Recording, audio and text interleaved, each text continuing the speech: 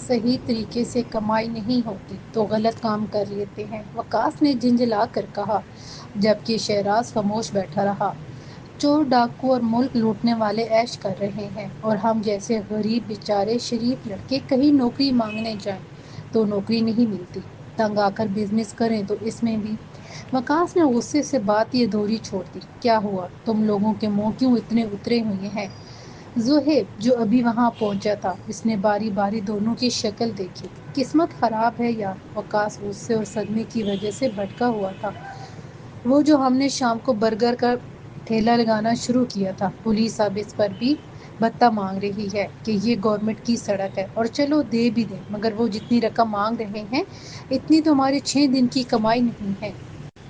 یہ سن کر زہیب تھکی ہوئی انداز میں دونوں کے ساتھ ہی بیٹھ گیا۔ وہ تینوں گہرے دوست تھے اور مسئلہ بھی تینوں کا ایک ہی تھا، اور وہ تھا بے روزگاری۔ میری بات سنو، میں اتنی دیر سے یہی کہہ رہا ہوں کہ اس ملک میں نوجوانوں کا فیوچر ہے، مگر ہم جیسے شریف نوجوانوں کا نہیں۔ ہم بھی کچھ ہاتھ پیر مارتے ہیں، پیسے کماتے ہیں۔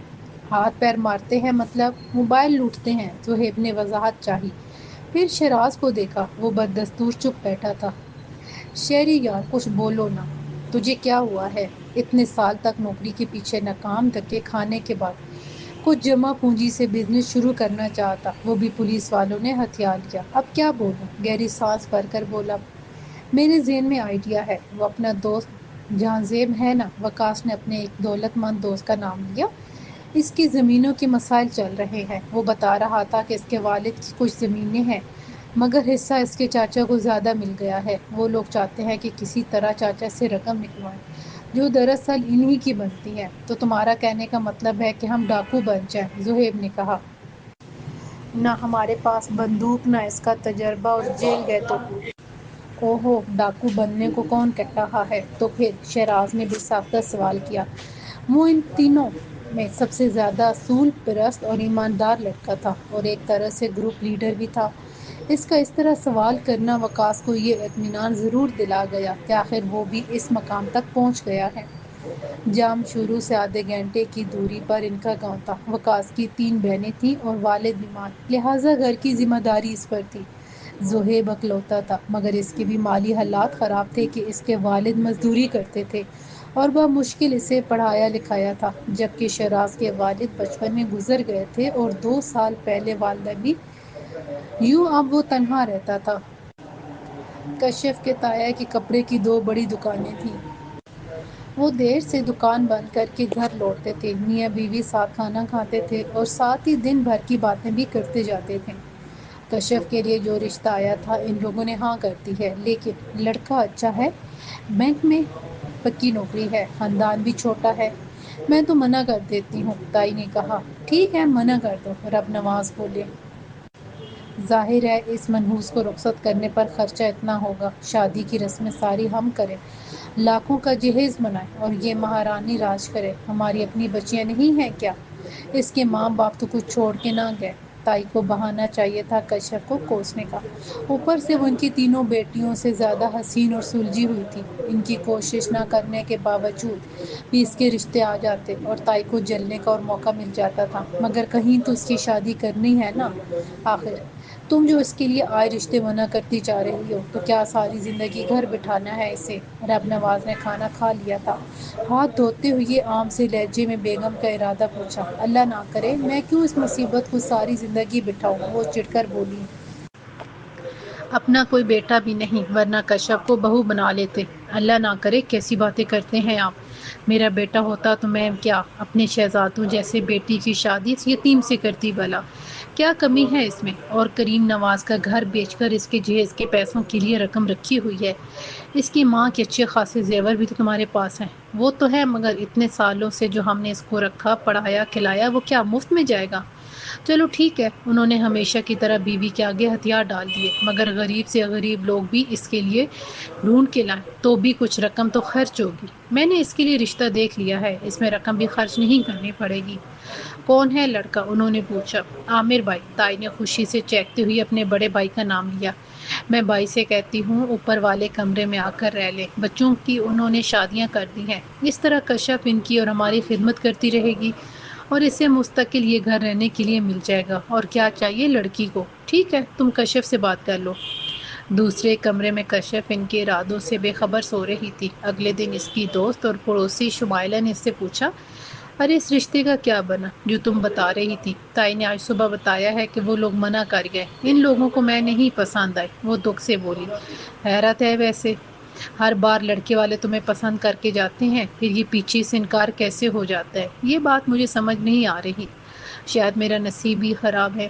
تائی اماں ٹھیک کہتی ہیں، وہ اداسی سے بولی۔ کوئی خراب نہیں، دیکھ لینا تمہاری تائی نے اپنی ہی بیٹیوں میں سے کسی کو رشتہ دے دینا ہے اس لڑکے کو، شمائلہ چڑھ کر بولی۔ وہ تینوں تو بھی چھوٹی ہیں، ان کی شادی کی عمر نہیں، وہ آہستگی سے بولی۔ یہی تو مسئلہ ہے، وہ تینوں عام سی شکل کی ہیں، تائی کو پتہ ہے کہ ان کی بیٹیوں کو تو اچھے رشتے ملنے سے رہے، اس لیے تمہاری کہیں اچھی جگہ بات طے ہونے سے پہلے ہی وہ بگاڑ دیتی ہیں۔ شکر کرو تمہارے تایا کا کوئی لنگڑا یا معذور بیٹا نہیں، ورنہ وہ اسی سے تمہیں بیاہ دیتی۔ اب ایسی بھی نہیں میں کہ کسی ایسے سے شادی کروں، اس نے خفگی سے شمائلہ کو گھورا۔ میں صرف اتنا کہہ رہا ہوں کہ وقاص نے رک کر دونوں کی شکل دیکھی۔ شیری کا گھر کچھ کچے علاقے میں ہے اور اس کے گھر سے تھوڑے فاصلے پر سٹور روم سا کچھ بنا ہوا ہے۔ سٹور نہیں ہے وہ، ابا جب تک زندہ تھے یہ ہماری دکان ہوتی تھی، مگر چلی نہیں، اس لیے بند پڑی ہے۔ شہراز نے وضاحت کی۔ تو تمہارے خیال میں کیا ہمیں وہاں دکان کھولنی چاہیے؟ زہیب کو بیچ میں بولنے کی عادت تھی۔ ارے یار بات تو سن لو، وقاص زچ ہو کر بولا۔ دیکھو جہاں زیب چاہتا ہے کہ اس کے چاچا کو کسی طرح اغوا کر کے 2-4 دن میں بھاری تاوان کے عوض صحیح سلامت چھوڑ دیا جائے، وہ اس کام میں مدد کرنے والوں کو اچھا حصہ دے گا۔ میں کہنا چاہتا ہوں کہ جگہ تمہارے پاس ہے ہی، کیوں نہ ہم یہ کام کر دیں؟ بس کچھ دنوں تک بندے کو چھپا کے رکھنا ہوگا، جیسی رقم ملے گی اس کو چھوڑ دیں گے۔ نہیں نہیں، اس کام میں خطرہ ہے اور اسلحہ بھی چاہیے ہوگا۔ زہیب فوراً بولا، او ہو، اسلحے وغیرہ کی فکر مت کرو، میں نے بتایا نا کہ جہاں زیب خود سب کرے گا، وہ اپنے آدمیوں کے ذریعے اپنے چاچا کو خود اغوا کر کے ہمارے ڈیرے پر چھوڑ جائے گا۔ ہم نے صرف 3-4 دن اس کو دھمکا کے رکھنا ہے، کھانا پانی دینا ہے، پھر جیسے ہی اوپر سے آرڈر آئے ہم اسے چھوڑ دیں گے۔ پیسے کتنے ملیں گے؟ شہراز نے پوچھا۔ 5-10 لاکھ تو ہم لیں گے، وقاص نے کہا، اور کام میں مہارت ہو جائے تو پھر اس سے بھی زیادہ ملیں گے، وقاص نے کہا۔ مان لیا کہ اس آدمی بندہ اغوا کر کے ہمارے پاس چھوڑ جائیں گے، مگر اسے ڈرانے دھمکانے کے لیے ایک آدھا بندوق تو ہو ہمارے پاس، زہیب نے کہا۔ میں ابھی جہاں زیب کے ساتھ معاملات طے کرتا ہوں۔ سوچو اگر ہمارا یہ دھندا چل پڑا تو ہم لاکھوں میں کھیلیں گے۔ وقاص نے خوشی خوشی جیب سے موبائل نکالا۔ اور جب پکڑے گئے تو جیل کی ہوا بھی کھائیں گے، زہیب ہنس کر بولا۔ یاد رہے اغوا کرنے والے کے سامنے ہمیشہ آدھا منہ ڈھانپ کے رہیں گے اور کبھی ایک دوسرے کو نام سے نہ بلائیں گے، شہراز نے ہدایت کی۔ ٹھیک ہے، نمبر رکھ لیتے ہیں ایک دوسرے کے، زہیب بولا۔ جہاں زیب سے بات کرنے کے بعد وہ تینوں سٹور کا معائنہ کرنے اور اسے رہنے کے قابل بنانے میں لگ گئے۔ 2 دن کی محنت سے انہوں نے سٹور کو ٹھیک کر لیا تھا۔ لگتا ہے یہ کمرہ بنا ہی ایسے کاموں کے لیے ہے، کھڑکی سے دور دور تک میدان نظر آتے ہیں۔ یہ کھڑکیاں ہم نے سختی سے بند کرنی ہیں، کہیں بندہ بھاگ نہ جائے، شہراز نے صفائی کرتے ہوئے کہا۔ وقاص کسی جاننے والے سے پستول بھی لے آیا تھا جس میں گولیاں نہ تھیں مگر اصلی تھی۔ کچھ پیسے آ جائے پھر اپنا اسلحہ بھی لے لیں گے۔ نام کیا طے ہوئے؟ زہیب نے پوچھا۔ میں نے سوچ لیے ہیں، وقاص نے کہا۔ شہراز کو ہم شیر بلائیں گے کیونکہ وہ ہے ہی ہمارا شیر۔ اور تمہیں وکی؟ زہیب نے پوچھا۔ نہیں یار، وہ تو لوگ مجھے یوں بھی کہتے ہیں، میں اپنا نام چیتا رکھ لیتا ہوں، وقاص سوچتے ہوئے بولا۔ واہ، تم شیر یہ چیتا، زہیب نے کہا، اور میں؟ ظاہر ہے اس حساب سے تمہارا ایک ہی نام بنتا ہے۔ وہ کیا؟ زہیب نے تیزی سے پوچھا۔ گدھا، وقاص نے کہا، اور شہراز زور سے ہنس پڑا۔ اغوا بھی ہمارے لوگ کریں، واپس بھی ہم لے کر جائیں، تم لوگ صرف 2-4 دن چاچا کو چھپانے کے 10 لاکھ کچھ زیادہ نہیں مانگ رہے؟ جہاں زیب فون پر اسے کہہ رہا تھا۔ جان کا خطرہ بھی تو ہے، پولیس ہمیں ہی پہلے پکڑے گی، تم لوگوں کو کچھ نہ ہوگا۔ قانون سب سے پہلے غریبوں پر ہی وار کرتا ہے، شہراز نے کہا۔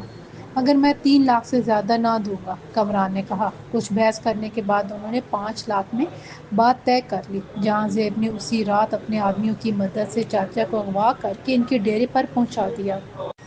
اگلے روز تاوان کی رقم لاکھوں میں مانگی گئی۔ شہراز کی رہائش تو ڈیرے کے پاس ہی تھی، مگر باقی دونوں کے بھی باری باری پہرے مقرر کیے گئے تھے۔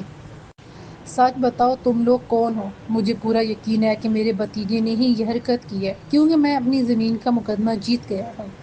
جہاں زیب کا چاچا جہانگیر بار بار پوچھ رہا تھا، زیادہ فضول سوال مت کرو، ہم کسی بھتیجے کو نہیں جانتے۔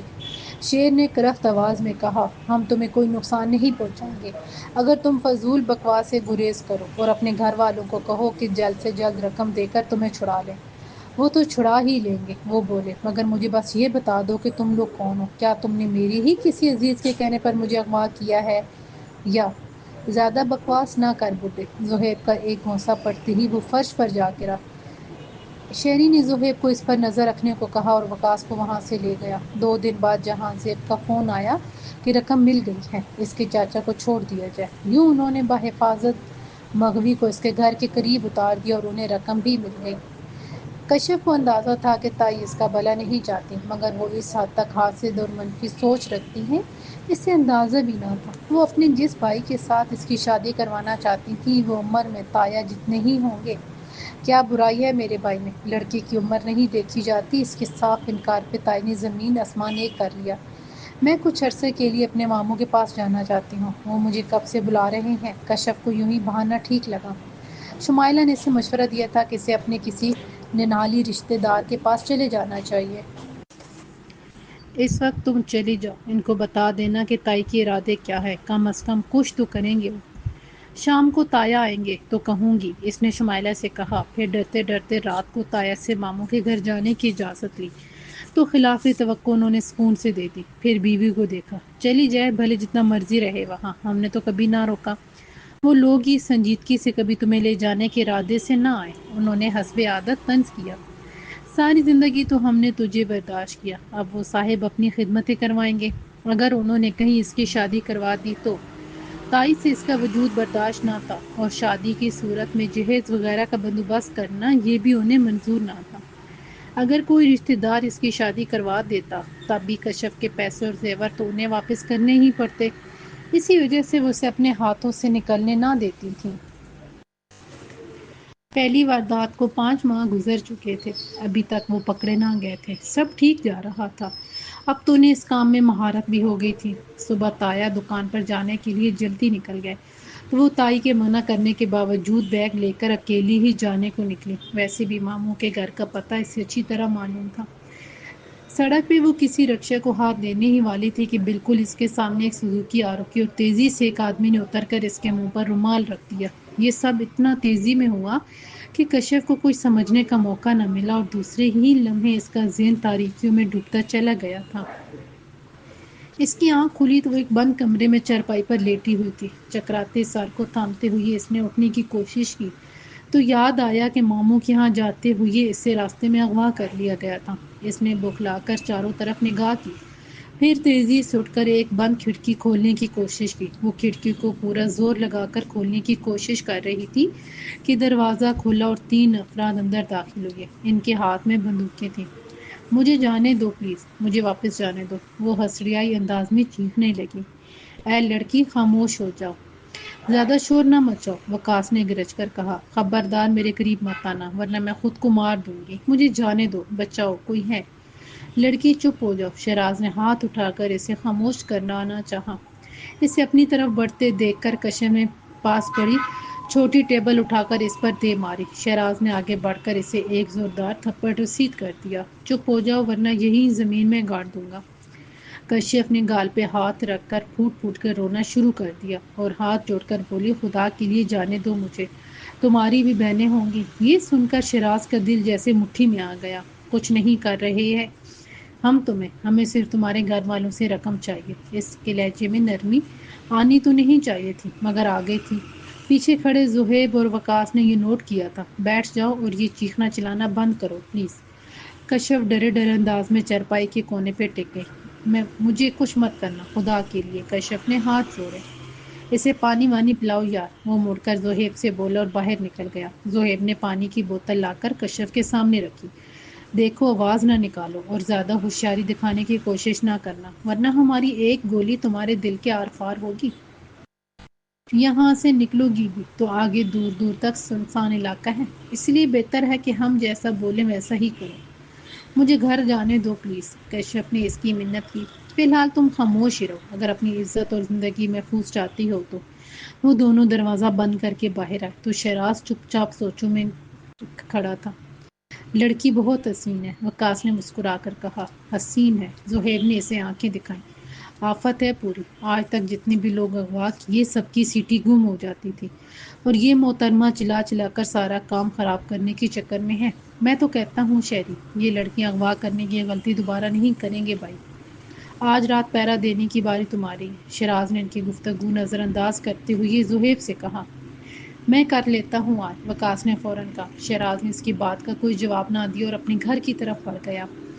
شہراز کی کال آتے ہی عامر نے فوراً کال ریسیو کی۔ ہاں کیا ہوا؟ کام ہو گیا، لڑکی ہمارے پاس باحفاظت ہے، شہراز نے کہا۔ ٹھیک ہے، 2 دن رکھو، تیسرے دن صبح ایک پتہ بتاؤں گا، وہاں سویرے اسے چھوڑ دینا۔ اور پیسے؟ شہراز نے پوچھا۔ پیسے کل ہی تمہارے اکاؤنٹ میں ٹرانسفر ہو جائیں گے، فکر نہ کرو۔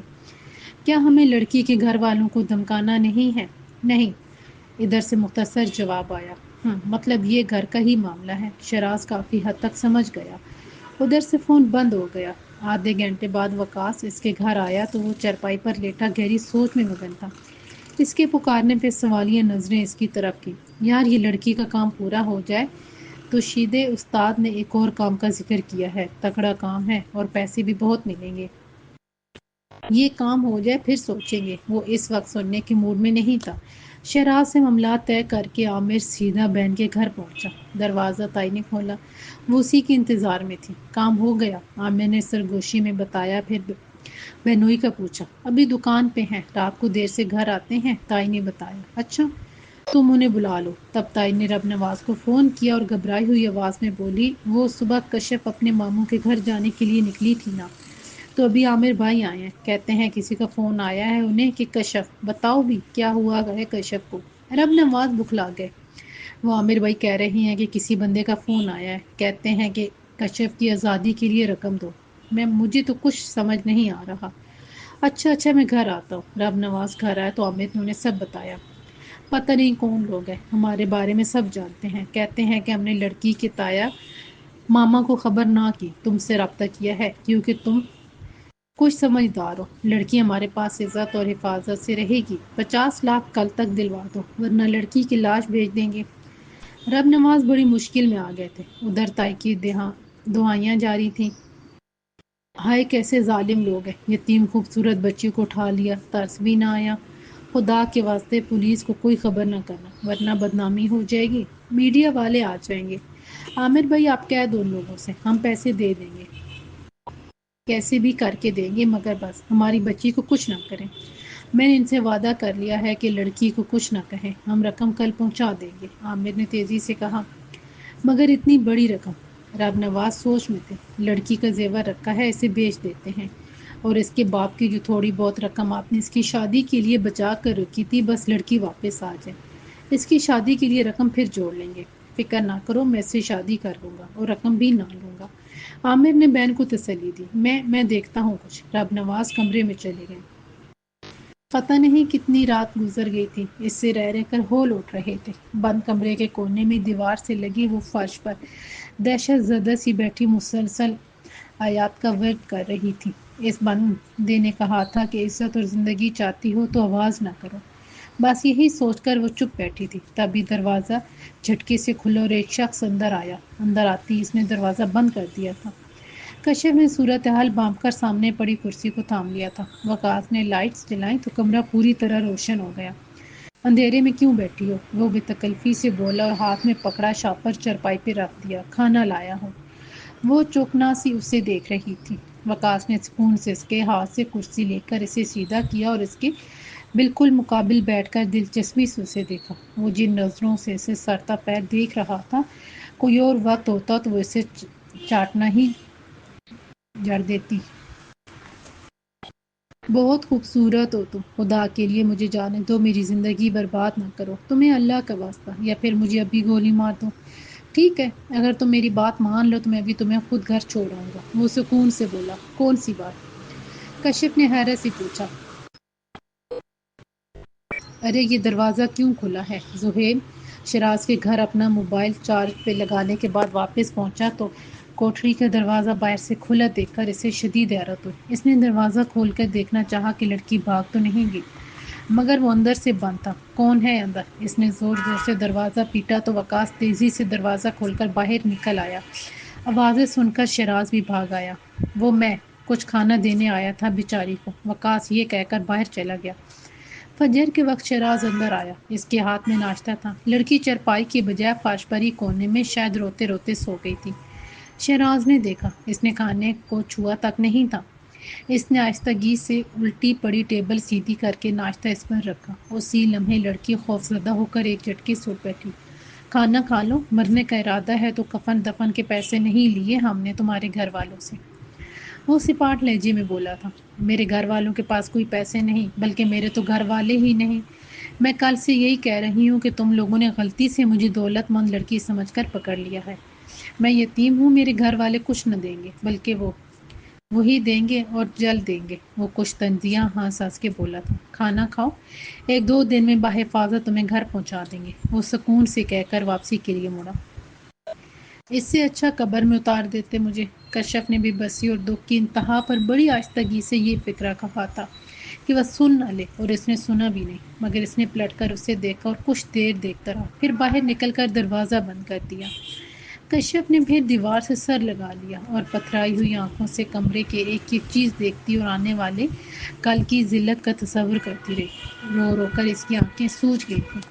اسی طرح بیٹھے ہوئے اسے جانے کتنے گھنٹے گزر گئے۔ کبھی رونے لگتی، کبھی دعائیں پڑھنے لگتی، کبھی بالکل چپ ہو جاتی۔ کھانے کی کسی چیز کو اس نے ہاتھ نہ لگایا تھا۔ کمرے کے اوپر لگے روشن دانوں سے دیکھتے سورج کا پتہ چل رہا تھا۔ وہ اٹھ کر واش روم گئی اور منہ دھو کر واپس آئی۔ سامنے پانی کی بوتل رکھی تھی۔ اس نے پانی پیا ہی تھا کہ دروازہ کھلا اور رات والا لڑکا اندر آیا، جو کل سے اسے باہر لے جانے کی بات کر رہا تھا۔ وقاص نے جلدی سے کمرے کا دروازہ اندر سے بند کر کے دلچسپی سے اسے دیکھا۔ کشف کو فوری خطرے کا احساس ہوا، مگر اس کے سنبھلنے سے پہلے وقاص نے آگے بڑھ کر اسے بازو سے پکڑ لیا تھا۔ اس کا کھانا کھانے کو دل نہیں تھا۔ وہ سگریٹ پینے کے ارادے سے مکان سے باہر نکلا، تبھی اسے کوٹری کی طرف سے آوازیں سنائی دیں تو فوراً وہاں بھاگا۔ یہ کشف کی چیخنے کی آوازیں تھیں اور دروازہ اندر سے بند تھا۔ اس نے ایک لات مار کر دروازہ کھولا اور اندر جاتے ہی وکی کو گربان سے پکڑ کر اس پہ لاتوں گھونسوں کی برسات کر دی۔ پھر کوٹری سے باہر نکل کر بولا، دفع ہو جاؤ یہاں سے، آئندہ کبھی اپنی منحوس شکل نہ دکھانا، ورنہ۔ ہاں جا رہا ہوں، مگر اس کا حصہ تو لے کر جاؤں گا۔ پیسے مل جائیں گے تمہیں، یہاں دوبارہ نظر مت آنا۔ وہ غصے سے بڑبڑاتا نکل گیا۔ تو شہراز کشف سے بولا، چلو تو۔ وہ اتنی ڈری ہوئی تھی کہ فوراً اس کے ساتھ آ گئی۔ وہ اسے اپنے مکان لے آیا۔ کوٹری کا دروازہ ٹوٹ گیا تھا، اب وہاں کشف کو رکھنے کا کوئی جواز نہ تھا۔ چھوٹا سا گھر تھا جس میں 2 کمرے تھے۔ وہ اسے اپنے کمرے میں لے آیا۔ بیٹھو، تم پریشان مت ہو، جب تک میں تمہارے ساتھ ہوں تمہیں کچھ نہ ہوگا، وہ سپاٹ لہجے میں بولا تھا۔ کشف نے اس بات پر پہلی دفعہ اس کا چہرہ دیکھا۔ اس نے پلنگ کے نیچے سے کشف کا بیگ نکالا، وہ جو ماموں کے گھر جانے کے لیے اپنے ساتھ لے کر نکلی تھی۔ اس میں تمہارا کچھ سامان ہے، موبائل اور پرس نہیں ہے، میں نے وہ رکھ لیا ہے۔ تم فریش ہو جاؤ اور کھانا کھا لو پلیز، کل سے تم نے کچھ نہیں کھایا۔ مجھے گھر کب چھوڑو گے؟ اس نے ڈرتے ڈرتے پوچھا۔ کل صبح۔ کل صبح؟ کشف نے بے یقینی سے دہرایا۔ وہ باہر نکل گیا تھا۔ کافی دیر بعد آیا تو اس کے ہاتھ میں ٹرے تھی۔ اسے کھا لینا، میں باہر ہوں، تم اطمینان سے سو جانا۔ نہ نہیں، وہ فوراً خوف زدہ ہو، پھر وہ آ جائے گا، میں باہر ہی ہوں، کوئی نہیں آئے گا۔ وہ کمرے سے باہر آیا تو اس کے ہونٹوں پر بڑی گہری مسکراہٹ تھی۔ زہیب کو تازہ جھڑپ کی خبر مل چکی تھی۔ وہ تفصیل جاننے بھاگا پریشان سا آیا تو اسے یوں خود سے مسکراتے دیکھ کر مزید حیران ہوا۔ کیا ہوا ہے؟ ادھر وکی کا پارا چڑھا ہوا ہے کہ اپنا گروپ ٹوٹ گیا ہے، اور ادھر تم عجیب انداز سے مسکرا رہے ہو۔ وہ مسکراتے ہوئے نفی میں سر ہلا کر صوفے پر بیٹھ گیا۔ کیا ہو گیا ہے بھائی تجھے؟ بہت عرصے بعد اس کے سنجیدہ کرخت چہرے پر مسکراہٹ زہیب کو بہت اچھی لگ رہی تھی۔ وکی کو کہنا اس سے پیسے مل جائیں گے، مگر یہ میری آخری واردات ہے، آج کے بعد میں مزید یہ کام نہیں کروں گا۔ زہیب اس کے ساتھ ہی بیٹھ گیا تھا۔ کچھ دیر خاموشی رہی، پھر اس نے پوچھا، پھر کیا کرو گے؟ سوچتا ہوں کچھ، اس نے کہا۔ گھر تو اپنا ہے، بس کوئی چھوٹی موٹی نوکری مل جائے تو زندگی چلتی رہے گی۔ زہیب چلا گیا تو اس نے دروازہ اندر سے بند کر دیا اور صوفے پر رات گزاری۔ فجر کے وقت کمرے میں آیا تو وہ سامنے اس کے پلنگ پر سو رہی تھی۔ اس نے ہلکے سے دروازہ بجایا۔ وہ ایک دم سے اٹھی اور اس کے اشارے پر اپنا بیگ اٹھا کر جلدی سے باہر آئی تو وہ کار میں اس کا انتظار کر رہا تھا۔ کار پکے کچے راستوں سے تیزی سے آگے بڑھی جا رہی تھی۔ 1.5 گھنٹے کا سفر خاموشی سے کٹا۔ جب کشف کو احساس ہوا کہ وہ تایا کے گھر جانے والے راستے پہ ہیں تو وہ بے اختیار بولی، میں مجھے یہی اتار دیں، مجھے یہاں نہیں جانا۔ جن لوگوں کے کہنے پہ میں نے یہ کام کیا ہے ان کا حکم ہے کہ تمہیں تمہارے تایا کے گھر ہی دروازے پر اتارا جائے اور جب تک تم اندر چلی نہ جاؤ میں وہیں کھڑا رہوں۔ کشف مجبوراً چپ ہو گئی۔ وہ ماموں کے گھر جانا چاہتی تھی کہ وہاں کچھ کم ذلت ہوتی۔ شیراز نے اس کے گھر سے کچھ دور گاڑی روک کر پرس اور موبائل اسے تھمایا اور بولا، سنو، میں یہ کام آج سے چھوڑ رہا ہوں صرف تمہاری وجہ سے۔ کوشش کروں گا کہ شرافت کی زندگی جیوں، ہو سکے تو مجھے معاف کر دینا۔ تمہارے موبائل میں اپنا نمبر سیو کر دیا ہے، جب بھی ضرورت ہو، جب بھی مشکل میں ہو، صرف ایک کال کر دینا مجھے۔ اتنا کہہ کر وہ ڈرائیونگ سیٹ پر جا بیٹھا۔ پہلے تو وہ ہونکوں کی طرح اس کی طرف دیکھتی رہی کہ وہ کیا کہہ گیا ہے۔ پھر اسے احساس ہوا کہ اس نے کہا تھا کہ جب تک اندر نہیں جاؤ گی تب تک کھڑا رہوں گا۔ یہ خیال آتے ہی وہ گیٹ کی طرف بڑھی اور بیل بجا دی۔ دروازہ تایا نے کھولا اور حیرت سے اسے دیکھا۔ وہ مرے مرے قدموں سے اندر آ گئے۔ پورے 50 لاکھ لیے اغوا کرنے والوں نے۔ تمہاری ماں کا زیور، تمہارے جہیز کے پیسے، سب ملا کر بھی پیسے پورے نہ ہوئے اور تمہارے تایا کو قرض لینا پڑا۔ بھلا بتاؤ، ایک تو ہم غریبوں کو 3 بیٹیاں بیانی ہے، اوپر سے یتیم لڑکی کا بھی بوجھ۔ پھر یہ میڈم زمانے بھر کی ذلت ہمارے منہ پر ملنے کے لیے نکل گئی۔ ارے کون کرے گا اب تم سے شادی؟ ہائے، ہمارا تو تماشا بن کر رہ گیا۔ تائی کی دہائیاں وہ روتے ہوئے سن رہی تھی۔ جب سے وہ آئی تھی آسمان سر پہ اٹھایا ہوا تھا انہوں نے، بس نہ چلتا تھا کہ کشف کو زندہ ہی جلا دیتی۔ میں ماموں کے گھر چلی جاتی ہوں، اس نے تنگ آ کر تایا سے کہا۔ کہیں جانے کی ضرورت نہیں، اس بغیرت کو اطلاع پہنچائی تھی ہم نے کہ کشف اغوا ہو گئی ہے، کچھ پیسے تم دے دو۔ آخر اتنا بھاری تاوان مانگ رہے ہیں وہ لوگ، مگر تمہارے کنگلے ماموں نے 1 روپیہ نہ دیا۔ ارے شکر کرو ہم نے پیسے دیے، ورنہ اب تک تم نہ جانے کون سی جگہ پہنچ کر پیسے کما رہی ہوتی۔ میرا کوئی قصور نہیں، آپ یقین کریں۔ بس میں نے کہہ دیا، کل ہی عامر بھائی سے تمہارا نکاح ہوگا، پہلے ہی مان جاتی تو یہ دن نہ دیکھنے پڑتے۔ عامر بھائی کی عظمت کو سلام ہے کہ اس واقعے کے بعد بھی تمہیں قبول کرنے پر راضی ہو گئی ہیں۔ بڑی مشکلیں سے قسمیں دے کر منایا ہے میں نے۔ کشف میں مزید برداشت کا یارہ نہ تھا۔ اس نے کمرہ بند کر کے کانوں پر ہاتھ رکھ لیے۔ تائی نے عامر کو تفصیلی بات کرنے کے لیے بلایا تھا۔ تم نے اس لڑکی کے سارے پیسے اور زیور رکھ لیے ہیں، اب کیا ضروری ہے کہ میں اس کے ساتھ شادی کروں؟ عامر کا ارادہ بدل گیا تھا۔ کیا مطلب؟ انہوں نے حیرت سے پوچھا۔ مطلب یہ ہے کہ وہ تھوڑا جھجک کر بولا، 3 دن اغوا کاروں کے ساتھ رہ کر آئیے، اب ایسی بدنام لڑکی سے میں کیسے شادی کروں؟ پھر اب اس سے کون شادی کرے گا؟ تائی کو نئی فکر لگ گئی۔ بھائی آپ نے تو کہا تھا کہ اغوا کار کچھ غیرت مند اور اصولوں والے لگ رہے تھے۔ ہاں، انہوں نے تو یقین دلایا تھا، مگر اچھا، خیر سوچتے ہیں۔ یہ تو بتائیں ان کو کتنی رقم دی؟ تائی نے پوچھا۔ بتایا تو تھا تمہیں، پورے 50 لاکھ لیے ہیں انہوں نے۔ اب کشف کی باقی دولت جو بچی ہے اس کا ٹھیک حساب لگا کر مجھے آدھا حصہ دو، تم نے وعدہ کیا تھا، عامر نے یاد دلایا۔ ہاں ہاں دیتی ہوں، مگر آپ بھی وعدہ کریں کہ اس مصیبت کو آپ ہی بیائیں گے۔ اگر آپ نے انکار کر دیا تو اس کا تایا بھتیجی کی محبت میں اس کا کہیں رشتہ کر دے گا اور جہیز کے پیسے ہماری جیب سے نکلیں گے، تائی نے بیزاری سے کہا۔ آخری واردات سے ملنے والی رقم شیراز نے برابر زہیب اور وقاص میں بانٹ دی تھی۔ یہ کیا، تم اپنا حصہ نہیں لے رہے؟ زہیب نے حیرت سے پوچھا۔ بتایا تو تھا میں نے، یہ کام چھوڑ دیا ہے، وہ سنجیدگی سے گھر کا ضروری سامان پیک کرتے ہوئے بولا۔ وقاص نے اپنا راستہ ان دونوں سے الگ کر لیا تھا۔ زہیب کو کسی اچھے پرائیویٹ اسکول میں نوکری مل گئی تھی، جبکہ شیراز نے اپنا مکان بیچ کر شہر میں کرائے پر فلیٹ لے لیا تھا۔ اسے ایک کار ایجنسی میں ملازمت مل گئی تھی۔ فرصت کے اوقات میں دیر تک وہ اپنے موبائل کو تکتا رہتا تھا کہ شاید اس کا کوئی میسج آ جائے، مگر وہ ایک اغوا کنندہ کو کیوں میسج کرے گی بھلا؟ 24 گھنٹے اب تائی جان کے تانے، گالیاں اس کا مقدر بن گئی تھی۔ اس کا دل چاہتا کہ وہ پنکھے سے لٹک کر خودکشی کر لے۔ پہلے ہی کون سی شیریں بیانی ہوتی تھی ان کی، مگر اب تو ساری حدیں پار کر دیتی تھی۔ اس دن بھی انہوں نے اس کے کردار پر نامناسب الفاظ کہے تو اس نے تنگ آ کر اتنے دنوں سے بند اپنا موبائل آن کر کے چارج پہ لگا دیا۔ وہ ماموں کو کال کر کے کہنا چاہتی تھی کہ وہی اسے اس کے جہنم سے نجات دلا دے۔ موبائل کو چارج ہوا تو اس پہ ایک میسج آیا جس میں شراز نے اپنے نمبر کے ساتھ اس بندے کا نام اور نمبر بھی بھیجا تھا جس نے کشف کو اغوا کرنے کا کہا تھا۔ وہ کافی دیر غور کرتی رہی، بات کافی حد تک اس کی سمجھ میں آ گئی تھی۔ اس نے ماموں کو کال کی اور رو رو کر اپنا حال سنایا۔ ہاں مجھے پتا چلا تھا کہ تم اغوا ہو گئی ہو، وہ سمارٹ لہجے میں بولے تھے۔ ماموں پلیز مجھے یہاں سے لے جائیں، تائی نے میری زندگی اجیرن کر دی ہے۔ میں بے قصور ہوں، بے گناہ، میں نے کچھ نہیں کیا، میں کسی کے ساتھ نہ بھاگی تھی، ان لوگوں کو صرف پیسے چاہیے تھے۔ مجھے تو لگتا ہے تائی نے ہی مجھے اغوا کروایا تھا کیونکہ میں نے ان کے بوڑھے بھائی سے شادی سے انکار کر دیا تھا۔ دیکھو بیٹا جو کچھ بھی ہوا بس ہو گیا۔ انہوں نے اس کی بات پر زیادہ دھیان نہ دیا۔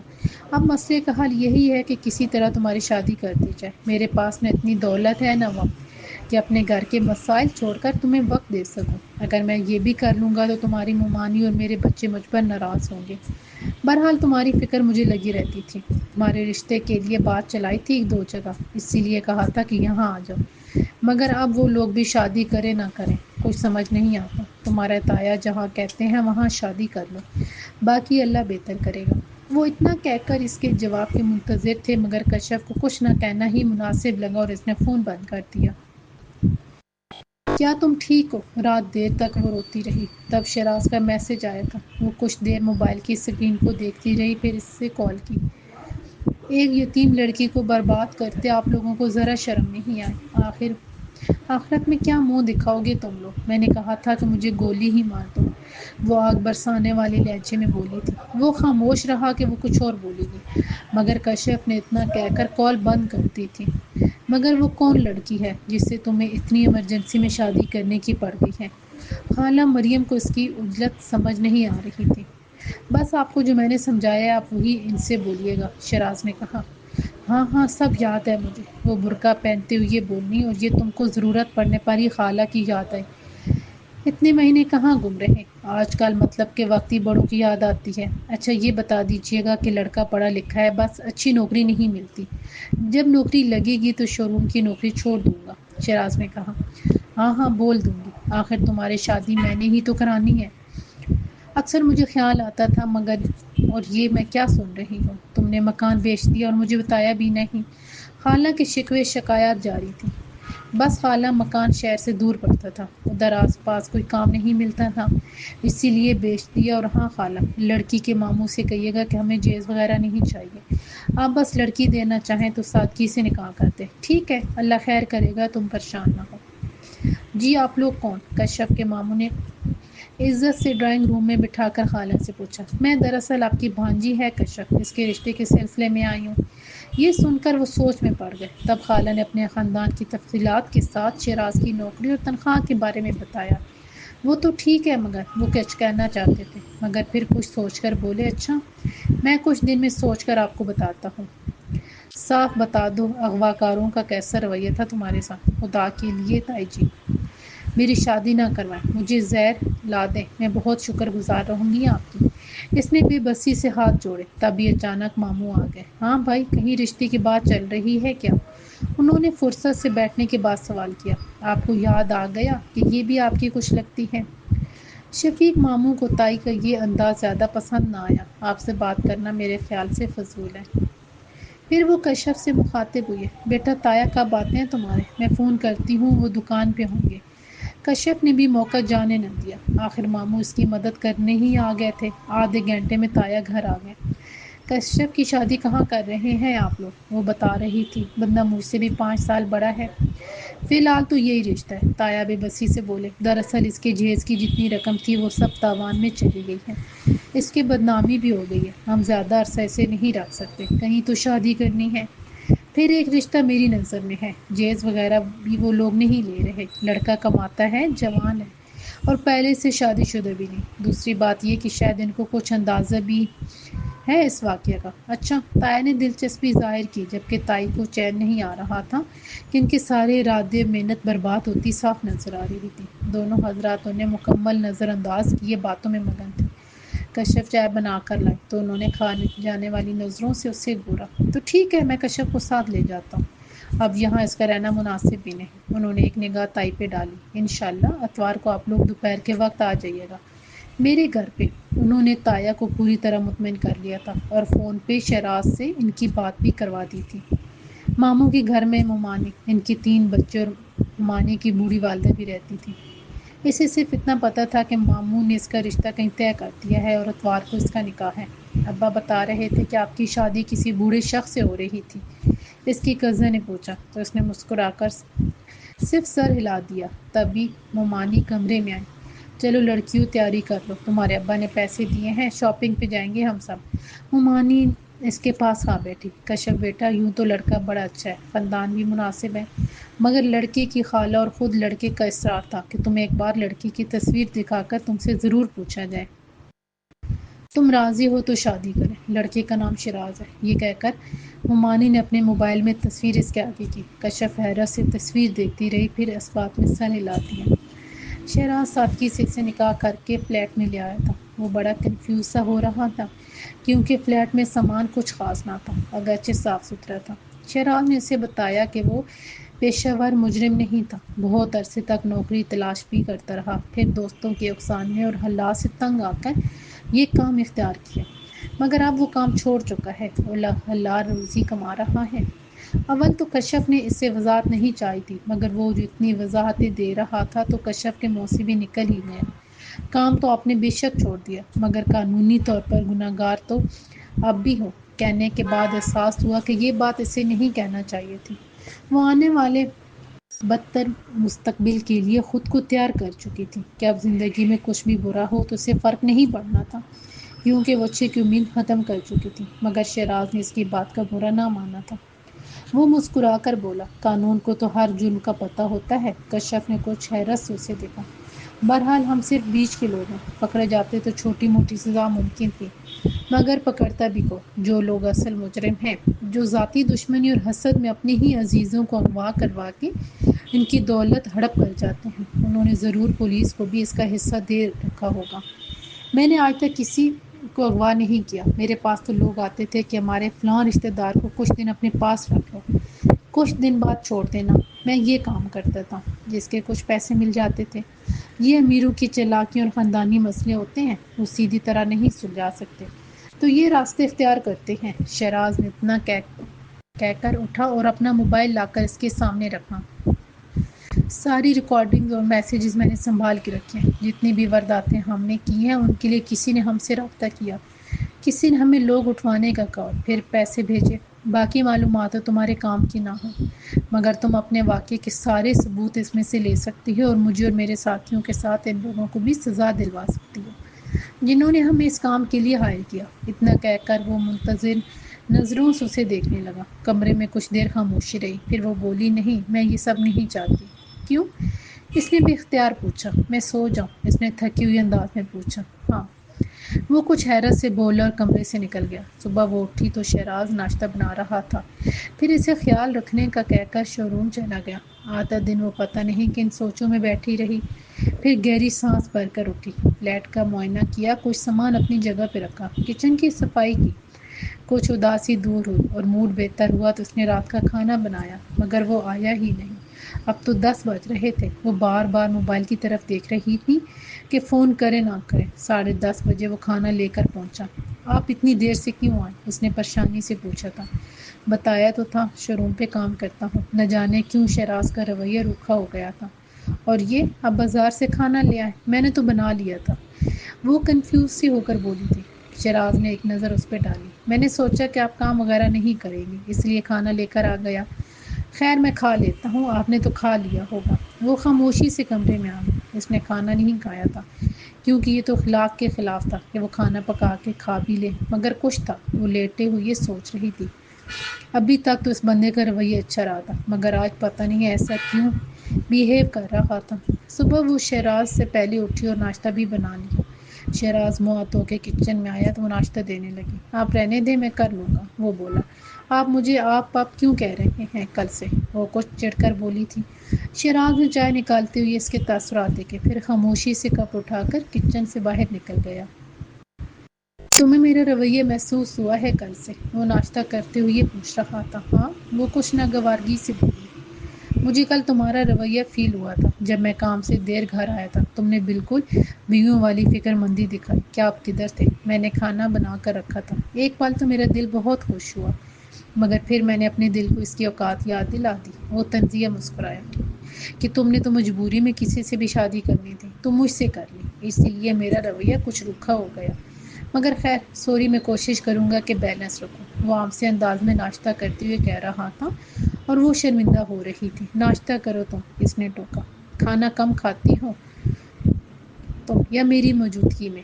ایسی کوئی بات نہیں ہے۔ وہ حسب عادت چڑ گئی، پھر اپنے لہجے پہ شرمندہ ہوئی اور نرمی سے بولی، میرا مطلب ہے میں بہت عرصے سے برے حالات میں رہی ہوں، اس لیے شاید مزاج ایسا ہو گیا ہے، اور اوپر سے میں مل گیا۔ وہ بے ساختہ ہنس کر بولا، ایسی تو کوئی بات نہیں۔ وہ کنفیوز ہو، خیر میں چلتا ہوں، رات کو دیر سے دکان بند ہوتی ہے، تم کھانا کھا کر سو جانا، میرا انتظار نہ کرنا۔ اس کے جانے کے بعد وہ گھر کے کام نپٹاتے ہوئے اس کے الفاظ پر غور کرتی اور بہت کچھ سوچتی رہی۔ رات کے 8 بجے شراز کا فون بجا۔ کشف کی کال تھی۔ میں نے کھانا نہیں بنایا اور مجھے بھوک لگ رہی ہے۔ اچھا تو؟ وہ کچھ کنفیوز ہوا۔ میں کچھ لے کر آتا ہوں۔ آپ مجھے باہر کسی اچھی جگہ کھانا بھی نہیں کھلا سکتے؟ اس نے مان اور شکوے سے پوچھا تھا۔ برسوں بعد شاید زندگی میں پہلی بار کوئی ایسا ملا تھا جس سے اس نے اس انداز سے فرمائش کی تھی۔ وہ چپ رہا۔ اور گھر کے لیے سامان بھی لینا ہے، بہت سی چھوٹی موٹی چیزوں کی ضرورت ہے، کشف نے مزید کہا۔ اور کوئی حکم بیگم صاحبہ؟ شیراز نے پوچھا۔ اس کے انداز پہ کشف کے لبوں پر مسکراہٹ بکھر گئی۔ نہیں، بس آپ آ جائیے۔ ٹھیک ہے، 15 منٹ میں آتا ہوں۔ کشف فون بند کر کے مسکرا کر بہاروں کا انتظار کرنے لگی، جنہوں نے اس کی زندگی میں آنے میں اگرچہ دیر کر دی تھی، مگر اب بس 15 منٹ کا ہی تو اور انتظار باقی تھا۔